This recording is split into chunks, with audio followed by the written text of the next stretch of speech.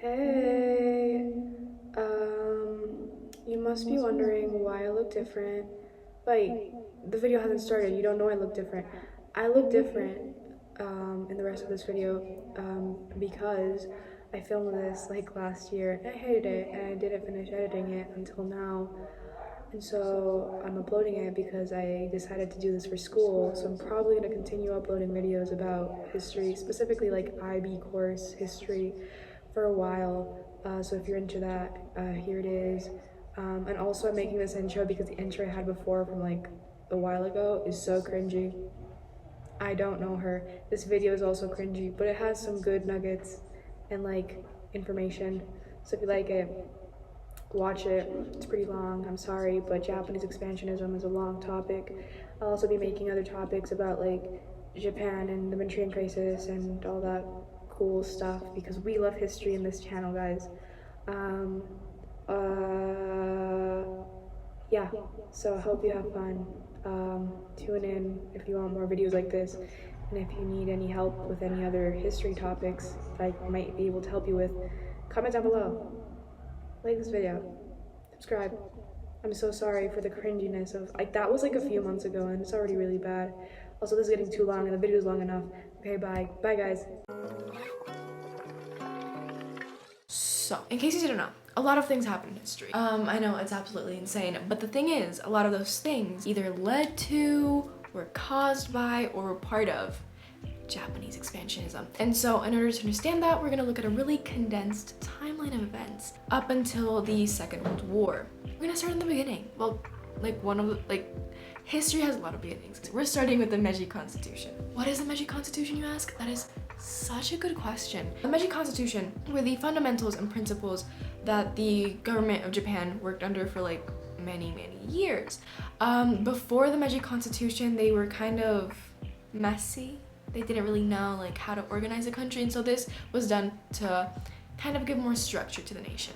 The Meiji Constitution was written by Ito Hirobumi. It was really inspired by Germany's own constitution, and so the constitution dealt with a lot of things, one of them being the position of the emperor in the country. Before that, the emperor had like absolute power. He was seen to be this divine being descended from the sun goddess, and so this would let him remain sovereign, but it did limit his power, which was done through the creation of the parliament, which was of course heavily inspired by European types of government, especially Britain. The parliament there was called the Diet and was composed of a upper house of peers and a lower house of representatives. And basically what they did was say yes or no to any laws that wanted to be passed. Now, the main thing that we want to remember for the Meiji Constitution in terms of Japanese expansionism is the fact that it really did fuel the nationalism and militarism in the country. It invoked this idea for the Japanese people that it was their duty to protect the country, protect the emperor, and bring dignity and power back to the nation. And so at the time, everybody was just like making money moves. They're like, hey, haven't you heard expanding is in now? And Japan was like, let me get in on it. And they did. So this kind of idea that they needed to bring dignity for their nation is really similar to Manifest Destiny seen in the United States. And so basically they wanted to expand. They needed to expand to bring power. They wanted to show everybody how cool they were. It was called like the Special Mission, and it was based on this philosophy that, you know, they had to bring power to their country. But it was really based on the fact that, for one, they had this divine emperor in their nation. But secondly, and very importantly, is that they had never been annexed into any empire, British or American alike. And not a lot of people can say that, folks. So that was really big for them. And they started getting, you know, moving around, putting their little places on the chessboard. I don't know what I was going with that analogy. So Japan starts militarizing their country more based on this like ultra nationalistic idea of their special mission and stuff. So this is when a little bit of conflict sparked with Korea. Now, this wasn't anything new per se because they had been attacking each other for a few centuries before, but they always failed. Like the both of them weren't really good at it. But this time around, Japan had a lot of things going for them. They had a bigger army, they had more Western technologies, they just had much more than Korea had at the time. And so Japan had been interested in Korea for a while now. This is mostly because of the fact that Japan is a small island country, so a lot of the resources that they would need had to be bought from other places, and that didn't come in cheap. So by expanding into other countries, they were able to get their resources from there, and they didn't have to pay anything. Who doesn't want free stuff? I mean, I wouldn't kill some. Anyways, so in 1884, Japanese supporters overthrew the Korean government in a little coup d'etat moment, which was responded by with a counter coup by the Koreans and help from Chinese troops, which, remember that later, folks. This is where Britain comes into the mix. You know, they saw how weak Korea was, and they saw that as an opportunity to invade themselves. So they took a little port city in Korea, and you know, they kind of stayed there. But Korea asked for Chinese help again to kind of get rid of everybody from their country, and this apparently went against the terms and services of the Japan-Korean treaty that had been placed. And so Japan took advantage of this and was like, you know what, you broke the conditions, I'm gonna send 8,000 troops to your country. So yeah, that happened. This then sparked conflicts with China and would eventually lead to the first Sino-Japanese War. Japan was really like social climbing, moving everyone out of their way. They were really the underdog in the situation, and that's a really big theme throughout this entire, I'm gonna say, story. If this was Mean Girls, Japan wasn't Regina George. Japan was Katie, and take of that what you will. So we get to the first Sino-Japanese War. And Japan was progressing pretty quickly against China. Even though China had a much bigger country, probably like more people fighting against them and all that, they were really politically unstable. China was eventually driven out of Korea, and the Japanese started making advances towards China's Manchuria. And so this is really important because Manchuria was one of the places that Japan just wanted so bad. They wanted it so bad because it was really rich in resources, which Japan didn't have, like I said, a small island country, and it was the ancestral homeland of the Qing dynasty at the time in China. So this was like a really important place for them, and being able to get there would have been chef's kiss. Japan ended winning, and so at the end, Japan ended up winning the war. In April 1895, the Shimonoseki Treaty was signed between Japan and China, but the second it was announced, Russia, France, and Germany decided that they had to alter it to suit them best. And like I said, this is a big theme. Japan was the underdog. They were making their moves, and to an extent, like, they really managed to make some damage, but European powers were the plastics, okay? Just so you kind of understand the dynamic there. And so this leads us to the Russo-Japanese War. Russia had started to expand, and they had taken over the Liaojung Peninsula and like Port Arthur in Korea, and Japan didn't really like this. They didn't want more competition. But Britain didn't like this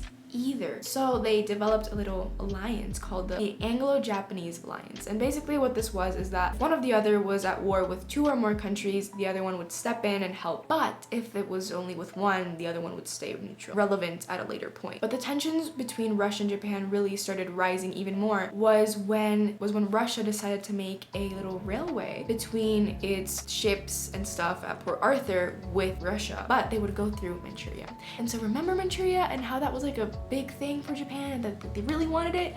Yeah, they were not happy at all. What was it, like the 18th century? 1800s, something? Let me check. And so this was the 20th century, so of course, war happened. So the Japanese made efforts to capture Port Arthur. And when they arrived, they realized that there was a much stronger garrison that they had expected. And so they tried to make a bunch of attacks on the fortress that they had in Port Arthur, which all failed.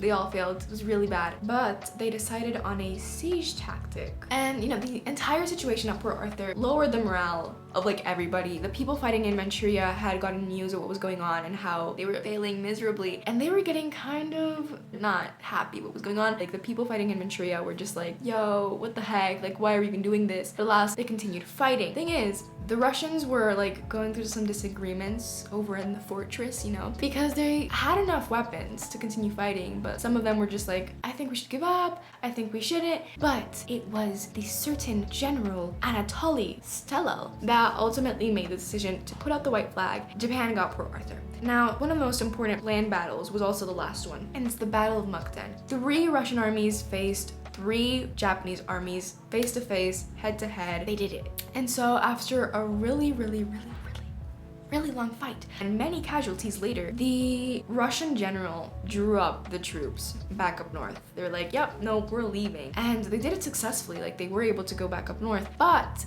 that meant that Japan kept Mukden, which, you know, was a dub for them. Like, I'm not gonna lie, it was pretty good, but the Japanese were like, they were weak. But another pattern that we're gonna see throughout, you know, Japanese expansionism is that whenever they went to war, the other country was also like really politically not okay. Like they needed a bit of a therapy session. Korea, first time around, weak as heck. China, political unrest, they kind of were messy, that's why they lost. And Russia, they were also having their issues because people in Russia weren't really happy with the czars. And so Japan ended up winning the Russo-Japanese War after the Battle of Mukden, although they were like super weak. They ended up winning after the naval battle of Tsushima.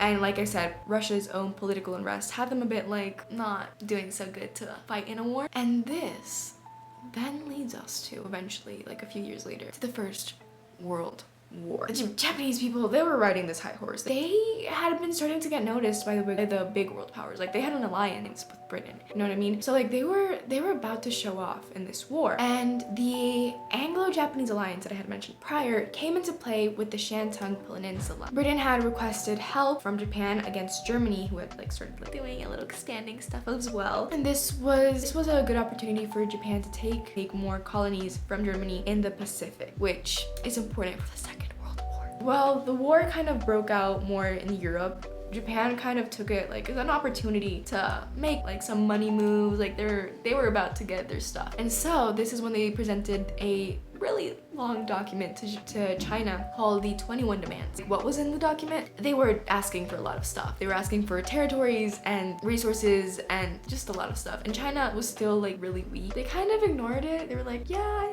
I see you. Cool.